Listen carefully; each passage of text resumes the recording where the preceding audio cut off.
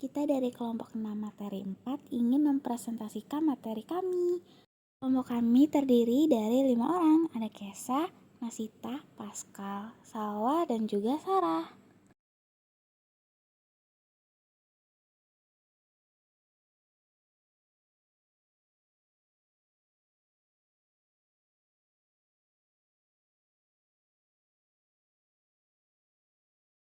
Nomor 4. Teknologi komunikasi dan informasi. Teknologi informasi merupakan hasil rekayasa manusia terhadap suatu proses penyampaian informasi dari bagian pengirim ke penerima. Jadi sehingga tuh pengiriman informasi tersebut tuh lebih cepat dari biasanya gitu. Next, bahasa itu memungkinkan seseorang itu memahami informasi yang disampaikan oleh orang lain. Jadi teknologi penyampaian informasi itu berkembang melalui gambar. Jadi melalui gambar itu seseorang bisa menangkap apa yang dia lihat gitu. Penemuan alfabet dan angka Arabik itu memudahkan cara penyampaian informasi yang lebih efisien daripada cara yang sebelumnya. Jadi penemuan angka-angka ABCD, terus kayak angka-angka Arabik yang kita sekarang udah kenal, udah tahu gitu, kita memudahkan cara penyampaian informasi seperti ini. Penemuan alfabet itu memudahkan kita untuk menyampaikan informasi secara jelas dan juga mudah dipahami. Teknologi dengan alfabet itu memudahkan dalam penulisan informasi. Jadi teknologi elektronik kayak sekarang tuh yang udah banyak banget kayak radio, komputer, itu tuh menyebabkan informasi menjadi lebih cepat tersebar di area yang lebih luas dan lebih lama tersimpannya gitu. Jadi contohnya apa sih? Yang A itu ada televisi. Jadi nih orang-orang udah nggak awam ya sama televisi. Jadi televisi ini tuh jadi perangkat telekomunikasi yang paling berpengaruh gitu loh. Jadi nggak hanya menghibur, televisi juga telah secara radikal dia bisa mengubah kita ngumpulin berita, informasi, terus bisa juga membawa penonton lebih dekat dengan peristiwa-peristiwa yang terjadi di dunia ini gitu. B. Transistor. Itu adalah inovasi lain dari era globalisasi. Jadi transistor itu melahirkan era-era digital. Terus ini tuh dikembangin pada tahun 1947. Jadi transistor itu menggantikan tabung-tabung vakum yang panas, besar, dan menjadi generasi awal semikonduktor. Seperti itu. Satelit komunikasi yang merupakan jaringan satelit raksasa yang berada di orbit geostasioner di sekitaran bumi. Teknologi tersebut berfungsi untuk siaran televisi dan radio dalam skala global. Teknologi tersebut muncul pada abad ke-20 yang merupakan kelanjutan dari hasil teknologi sebelumnya. Selanjutnya teknologi tersebut disempurnakan kembali sesuai dengan perkembangan pengetahuan manusia. Kemudian komputer yang paling pengaruh adalah komputer generasi pertama digunakan sebagai alat menghitung untuk keperluan militer Jerman, Inggris, dan Amerika Serikat. Komputer tersebut berfungsi merancang pesawat terbang dan peluru kendali milik Angkatan Perang Nazi Jerman.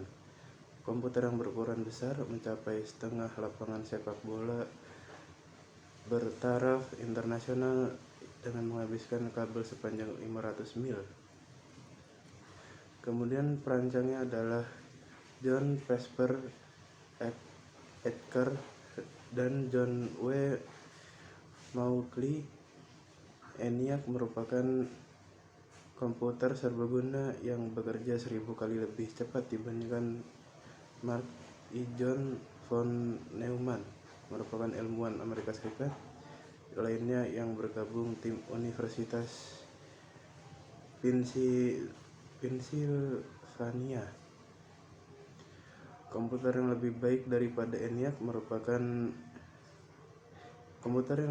daripada ENIAC karena mempunyai sebuah memori yang dapat menampung program maupun data sehingga memungkinkan kembali berhenti dan melanjutkan pekerjaan kembali. Komputer untuk keperluan non-militer dibuat pertama kali pada tahun 1951 oleh Remington Rand dengan nama UNIVAC 1 atau Universitas Automatic Computer. Salah satunya adalah memprediksi kemenangan Willard D. Eisenhower dalam pemilihan presiden Amerika Serikat pada. Selanjutnya, internet. Revolusi teknologi tidak akan pernah terjadi jika tidak ditemukannya internet. Selain itu, ada pula produk sampingan perkembangan teknologi berupa peluncuran satelit, yaitu Sputnik 1, yang merupakan buatan Uni Soviet pada saat Perang Dingin dimulai.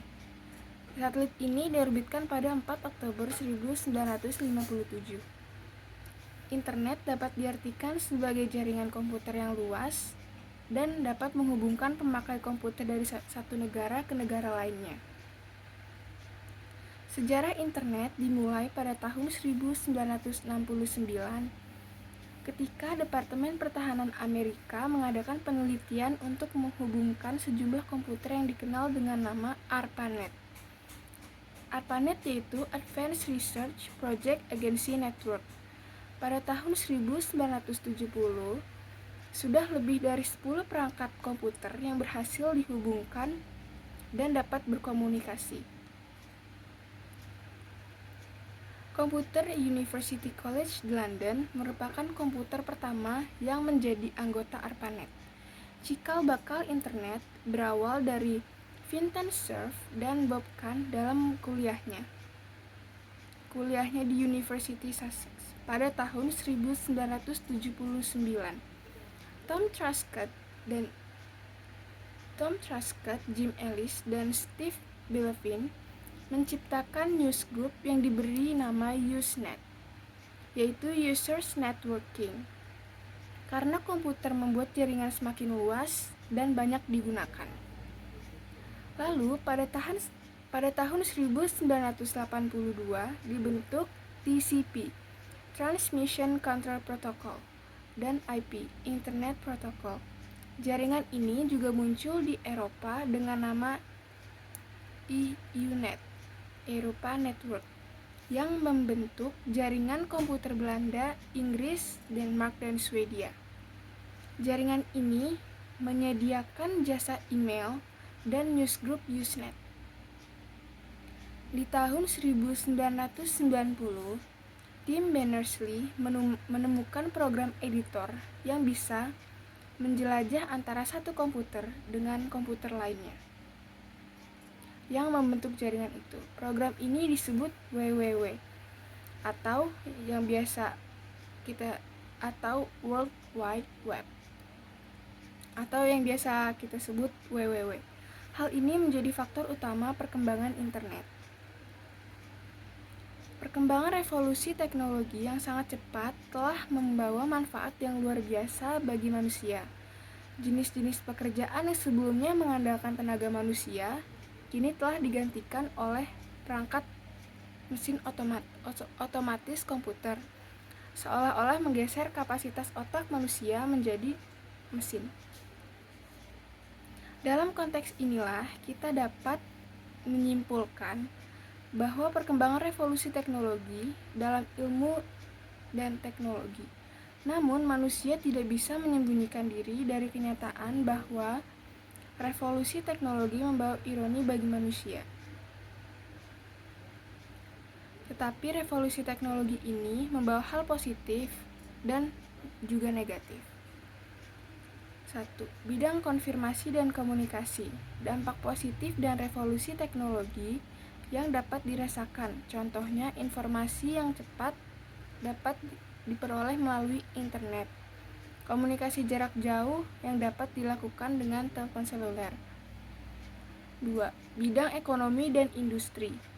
Pada masa lampau, teknologi sangat terbatas, tetapi setelah sistem komputer ini muncul, teknologi meningkat pesat. Selain itu, sistem komputer membuat produktivitas menjadi lebih efisien dibandingkan sebelumnya.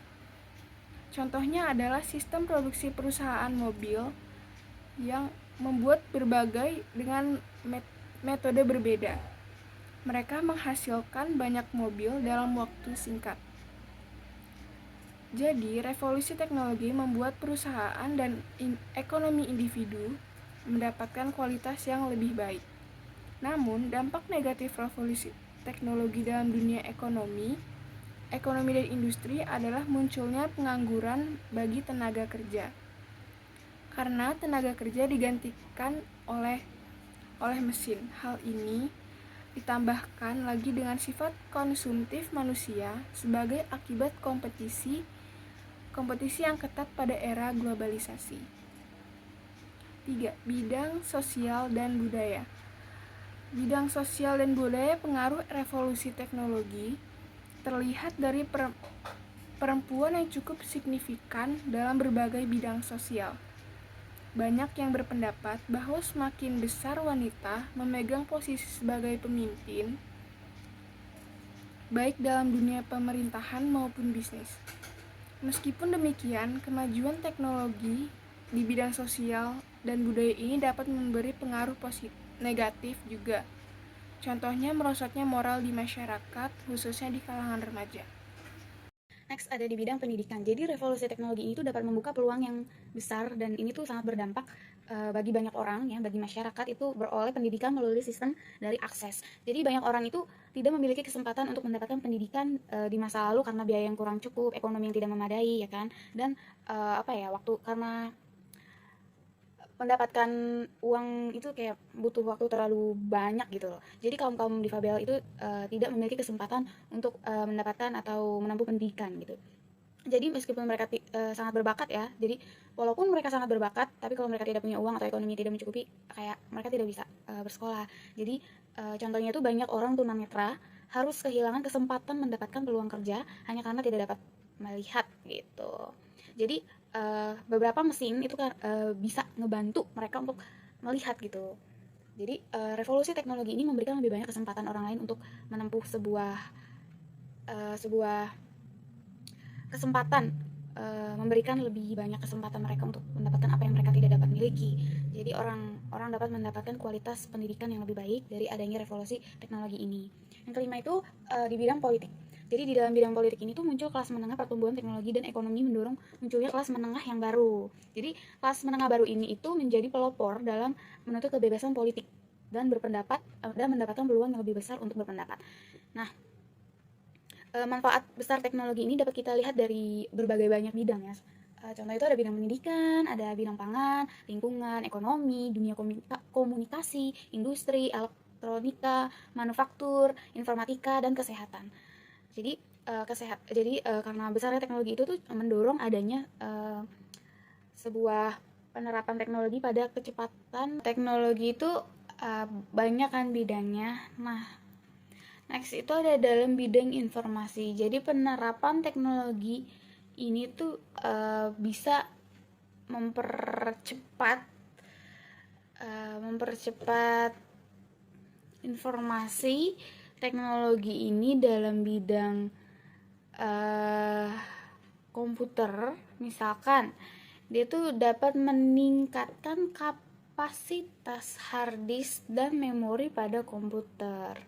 Jadi dalam bidang pertanian misalkan teknologi ini bisa dimodifikasi benih dan pupuk, terus bisa pestisidanya, teknik pengemasan makanannya, energi ramah lingkungan, habis itu teknik jaringannya. Jadi selain itu tuh teknik jaringan, teknologi nano juga dapat menggantikan pengobatan konvensional saat ini.